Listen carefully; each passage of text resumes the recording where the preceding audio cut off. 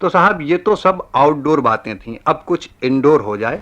ذرا باورچی خانے کا رخ کیجیے، مگر اس طرح کہ مشتاق احمد یوسفی کی شوخی بیان اور قاضی واجد کی ڈرامہ خیز آواز آپ کی رہنمائی کرے. گزشتہ سال ہمارے حال پر رحم کھا کر ایک کرم فرمان نے ایک تجربے کار باورچی بھیجا جو ہر علاقے کے کھانے پکانا جانتا تھا.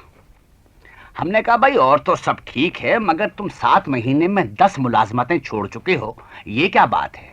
کہنے لگے صاحب آج کل وفادار مالک کہاں ملتا ہے. اس ستم ایجاد کی بدولت بر صغیر کے ہر خطے بلکہ ہر تحصیل کے کھانے کی خوبیاں اس ہیچ مداں کے دسترخوان پر سمٹ کر آ گئیں. مثلاً دوپہر کے کھانے پر دیکھا کہ شوربے میں مسلم کیری ہچکولے لے رہی ہے اور سالن اس قدر ترش ہے کہ آنکھیں بند ہو جائیں، اور اگر آنکھیں بند ہوں تو پٹ سے کھل جائیں.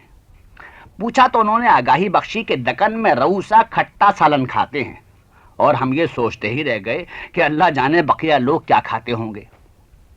اسی دن شام کو ہم نے گھبرا کر پوچھا کہ دال میں پرانے جوتوں کی سی بو کیوں آ رہی ہے. جواب میں انہوں نے ایک دھواں دھار تقریر کی جس کا لب لباب یہ تھا کہ کاٹھیا واڑ میں مارواڑی سیٹھوں کے پھلنے پھولنے اور پھیلنے کا راز ہینگ میں مضمر ہے.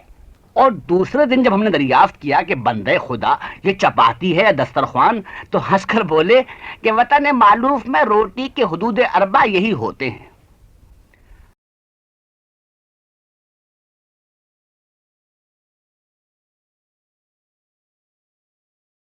آخر کئی فاقوں کے بعد ایک دن ہم نے بنظر حوصلہ افزائی کہا بھائی آج تم نے چاولوں کا اچار بہت اچھا بنایا ہے. دیکھتے ہوئے توے سے بیڑی سلگاتے ہوئے بولے بندہ پروری ہے، کاٹھیا واڑی پلاؤ میں قورمے کے مسالے پڑتے ہیں. خوب، مگر یہ قورمے کا تو مزہ نہیں. اجی وہاں قورمے میں اچار کا مسالہ ڈالتے ہیں.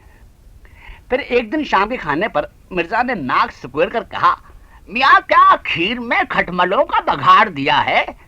سفید دیوار پر کوئلے سے سودے کا حساب لکھتے ہوئے حقارت سے بولے آپ کو معلوم نہیں ہے شاہان اودھ لگی ہوئی پھیر نہیں کھاتے تھے، مگر تم نے دیکھا کیا انجام ہوا اودھ کی سلطنت کا.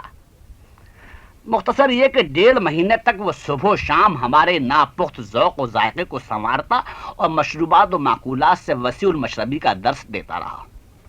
آخر میں مرزا کو شبہ ہو چلا تھا کہ وہ غیر ملکی ایجنٹ ہے جو سالن کے ذریعے صوبائی غلط فہمیاں پھیلا رہا ہے. انہی حضرت نے گزشتہ جمعرات کو سارا گھر سر پہ اٹھا رکھا تھا.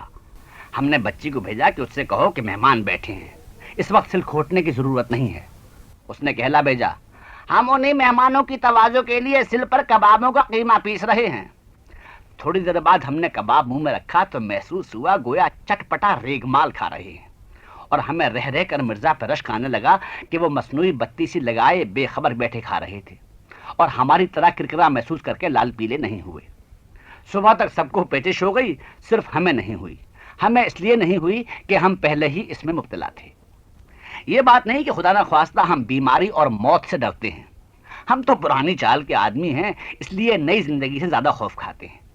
موت برحق ہے اور ایک نہ ایک دن ضرور آئے گی. بات صرف اتنی ہے کہ اسے بلانے کے لیے ہم اپنی نیک کمائی میں سے 50-60 روپے ماہوار خرچ کرنا نہیں چاہتے. ہمیں کسی مرد ناشناس حکیم کے ہاتھوں مرنے پر بھی چندہ اعتراض نہ ہوگا، لیکن ہم کسی صورت خانساموں کو بالاقساط روح قبض کرنے کا اختیار نہیں دینا چاہتے کہ یہ صرف حکیموں اور ڈاکٹروں کا حق ہے. بیماری کا ذکر چل نکلا تو اس قوی ہیکل باورچی کا قصہ بھی سن لیجئے جس کو ہم سب آغا کہا کرتے تھے. آغا اس لیے کہا کرتے تھے کہ وہ سچ مچ آغا تھے.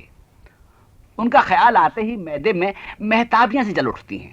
تادم ودا ان کے کھانا پکانے اور کھلانے کا انداز وہی رہا جو ملازمت سے پہلے ہنگ بیچنے کا ہوتا ہے، یعنی ڈرا دھمکا کر اس کی خوبیاں منوا لیتے تھے. بالعموم صبح ناشتے کے بعد سو کر اٹھتے. کچھ دن ہم نے صبح تڑکے جگانے کی کوشش کی، لیکن جب انہوں نے نیند کی آڑ میں ہاتھا پائی کرنے کی کوشش کی تو ہم نے بھی ان کی اصلاح کا خیال ترک کر دیا. جس دن سے انہوں نے باورچی خانہ سنبھالا گھر میں حکیموں ڈاکٹروں کی ریل پل ہونے لگی. یوں بھی ان کا پکایا ہوا کھانا دیکھ کر سر اپنا پیٹنے کو جی چاہتا تھا. اپنا اس لیے حالانکہ ہم سبھی ان کے کھانوں سے عاجز تھے، لیکن کسی کی سمجھ میں نہ آتا تھا کہ ان کو کیوں کر پرامن طریقے سے رخصت کیا جائے. ان کو نوکر رکھنا ایسا ہی ثابت ہوا جس سے کوئی شیر ببر پر سوار تو ہو جائے لیکن اترنے کی ہمت نہ رکھتا ہو. ایک دن ہم اسی ادھڑبن میں لیٹے ہوئے گرم پانی کی بوتل سے پیٹ سینک رہے تھے اور دوا پی پی کر ان کو کوس رہے تھے کہ وہ سر جھکائے آئے اور خلاف معمول ہاتھ جوڑ کے بولے، خو صاحب تم روز روز بیمار ہوتا ہے، اس سے ہمارا قبیلے میں رسوائی ہوتا ہے، خو خانہ خراب ہوتا ہے۔ صاحب تم بار بار بیمار ہوتے ہو، اس سے ہمارے قبیلے میں ہماری بڑی رسوائی ہوتی ہے اور ہمارا کھانا خراب ہوتا ہے۔ اس کے بعد انہوں نے کہا سنا معاف کرایا اور پھر تنخواہ لیے بغیر چل دیے۔ ایسی ہی ایک اور دعوت کا ذکر ہے جس میں چند احباب اور افسران بالادست مدعو تھے۔ نئے خانسامہ نے جو قورمہ پکایا اس میں شوربے کا یہ عالم تھا کہ ناک پکڑ کے غوطے لگائیں تو شاید ہی کوئی بوٹی ہاتھ آ جائے، اکا دکا کہیں نظر آ بھی جاتی تو کچھ اس طرح کہ صاف چھپتی بھی نہیں، سامنے آتی بھی نہیں۔